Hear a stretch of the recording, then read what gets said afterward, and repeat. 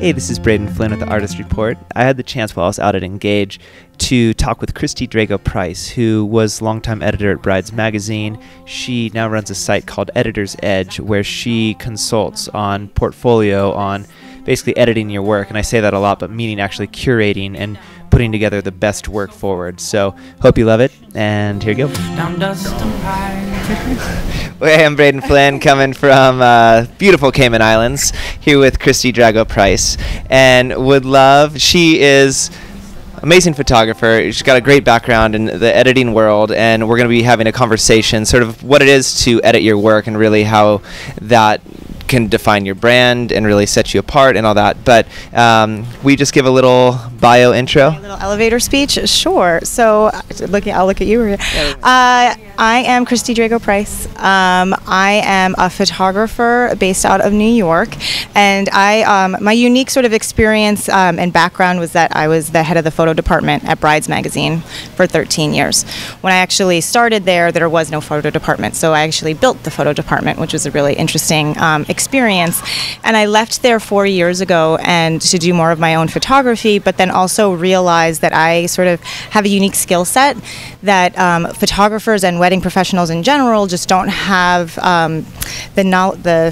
what's the word I'm trying to think of? They don't have the resources to go to that somebody that understands wedding imagery. So I work with people one-on-one to curate their portfolios, curate imagery for presentations and websites, and just kind of keep them on brand or even figure out what their brand is. Sometimes they're not sure of what's the image that should be on the homepage of the landing page of my website, what's the image that should be on the promo piece that I'm sending out, and that kind of thing. It's hard to edit your own work, as we all know. I think I learned that a lot myself when I got out from behind, the desk and out of the corporate tower and was like, why do these people's websites suck so much? Why is there so much work? Oh, because you're really busy being a small business owner. You're answering emails and sales tax, and you're doing your own IT. Like it's really hard. So my sort of unique background is that I am a wedding nerd and I'm a photo nerd, and I have a fine arts degree and a fine art background. So that sort of Editor's Edge is like sort of a culmination of all of those things put together. And as Editor's Edge, what that is sort of a consulting agency. What is that, and how do people so I do not like the word consultant because I think that it's sort of shady for some reason. I don't know why. Maybe that's a personal thing, but I think that technically, yes, it's consulting and mentoring and coaching and that kind of stuff. So how it works is that a person that needs help would contact me. We have a small conversation, and then we sort of tailor it to what they're looking for and what they need. But everybody's got different needs, and trying to have brand themselves in different ways and that kind of stuff. My thing that I do say to people is that it's a critique and it's curating, so you need to be ready to take criticism. Which is sometimes hard. It's just really hard. Yeah, like I'm not going to look at your work and be like, oh, this is great. I mean, I might say that, but I'm going to say this is great. This is what needs to go. This is what needs to come stay. This is what you're not, I'm not getting this and that kind of stuff. So it's not I might make you cry, but I will kiss you later. I'm married, thanks.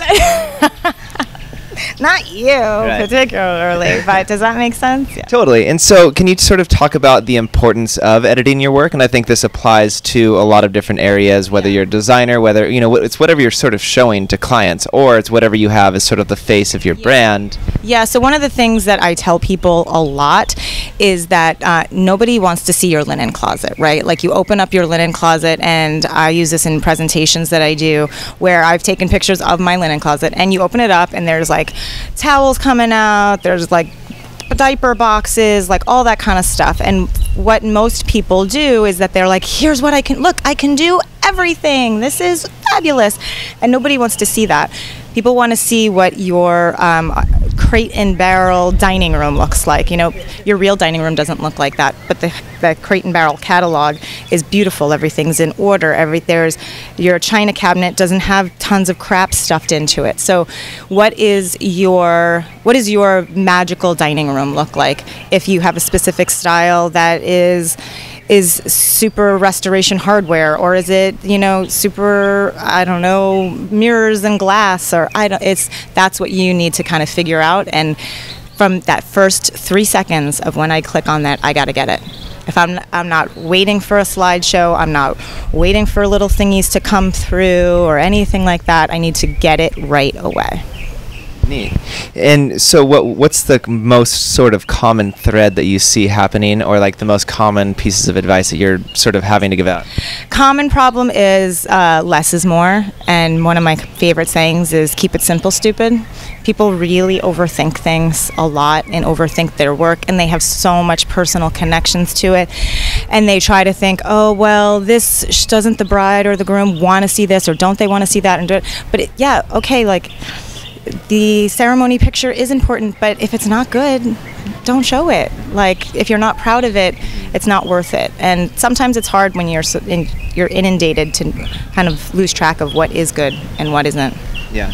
Sort of, I liked what Jose Villa, another photographer, he does all right work.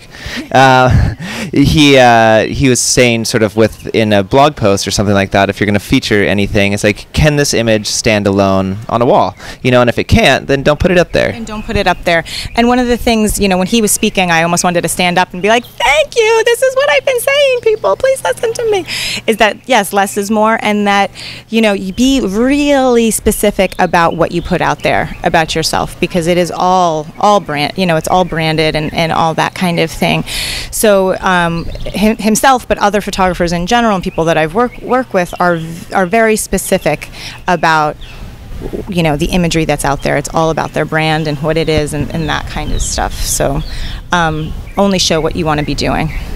What about curating your website, but then also sort of Instagram? And there's sort of, there's that, I have a hard time, like, do I post photos of my kids, or am I just posting my real work, that sort of stuff? Yeah, I think that is sort of a fine line, and I think it depends on who you are and what your thing is. Like, my Instagram, which is KDRAGOPRICE, K Drago-Price. I'm a huge Instagram junkie. Probably I follow way too many people. But you'll see tons of pictures of my kids on there, because that's who I am and that's my life. And I like to take pictures of them, and hopefully in an artful way, and make funny comments. And I am kind of a character, and that's sort of who I am. But interspersed in there, you're going to see pictures of me, freelancing back at Condé Nast and like their corporate offices. You'll see me out on a wedding. You probably won't see me one-on-one with a photographer or a person consulting with them, because that would be really weird. But you get a sense of who I am. So I think it's a personal call. I think that you have to be careful of the images you're putting. Like, you don't need to put every image of your kid up there, but ones that you're proud of. Right. They're just little models. Yeah, no, just little models that we just, that was so exciting when I had kids. I was like, finally, my own little model, perfect. Exactly. I feel like even I've become a lot more particular with what I post. My wife sometimes like, do you even like us? Because I don't post. I don't post a lot of my family. But if I do, it's a really like beautiful shot of my son, who's pretty beautiful, but it's shot on film, and it's like, it's pretty. It's you are, right? It like represents your family, and you shot, like you said, it's beautiful, it's shot on film. That's Braedon. That's it. That's totally.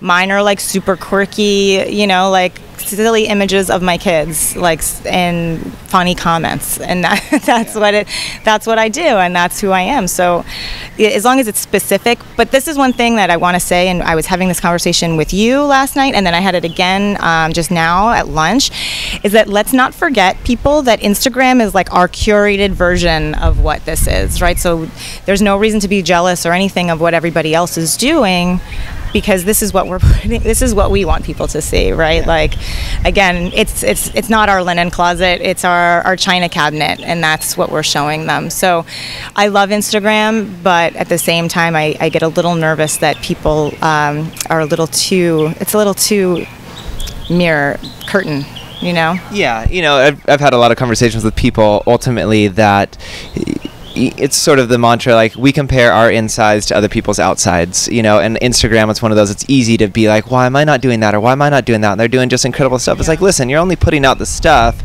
that you want people to see. You're not putting up the fights of your family. You're putting up like the happy, smile, like lovey parts of your family, or you're putting up your best work, exactly. We're here in the Cayman Islands. Look at how awesome this is, but Exactly. You're not showing like that really horrible venue ballroom or whatever that you had to, that you love the couple, they're the greatest and you love them, but or you're not posting the photos of like how you look after taking a red eye and having a 6-hour layover and then that to get here. Exactly. Maybe that's why. Maybe we should start like a sub Instagram, like real photographers. #real photographers. I don't know. Real life. Exactly. Well, hey, how do people find you? And if someone was wanting to have their work edited and by someone, which I think is an incredible thing to do, because I think it's really hard to sort of be subjective on yourself. So if you have never had your work edited before, I would highly recommend having someone, at least like a colleague, do it, but nice to do it with a professional. How do people find you? Yeah, so people can find me at www.editors.editors-edge.com. If you go to regular Editors, that's like a roller derby site, which is weird. So that's how you find me. And also one of the things to think is that, small thing, editing does not mean post-production. I do not do Lightroom for people. That is not what editing is. This is curating your work. And it's also critiquing the work on more of a art level of your to bring it together for your brand and that kind of stuff. It's not I'm not going to do post-production Lightroom to give to your bride and groom galleries or anything like that. So it's www.editors-edge.com, and my email is kdrago_price@me.com. Awesome. So that's cool. Yeah, perfect. And seriously, would love, like, basically challenge anyone watching, really go back, and I just did this actually, I don't know, last week. I went through my website, like, I had photos on there from like 2009 that, like, or 2007 that were like, why is that still on there? But like, go through your work and be like, take off any image that, whether you're a designer, that you're not absolutely proud of. And well, because here's the thing, the image from 2007 could be really awesome, and you could really stand, like, that's the point, is that they should be classic and stand the test of time, but you have to really take a look out there and see, like, it's a tough thing, but usually January, February, March is the time to really go back and look at that kind of stuff. So yeah, I think it's a good thing. Perfect. Well, thank you so much, and definitely check her out and edit your work. Alrighty. Thanks so much. This is Artist Report. See you next time. Let me hang it. Awesome. Thank you so much. Thanks, man. Yeah, totally. That was cool.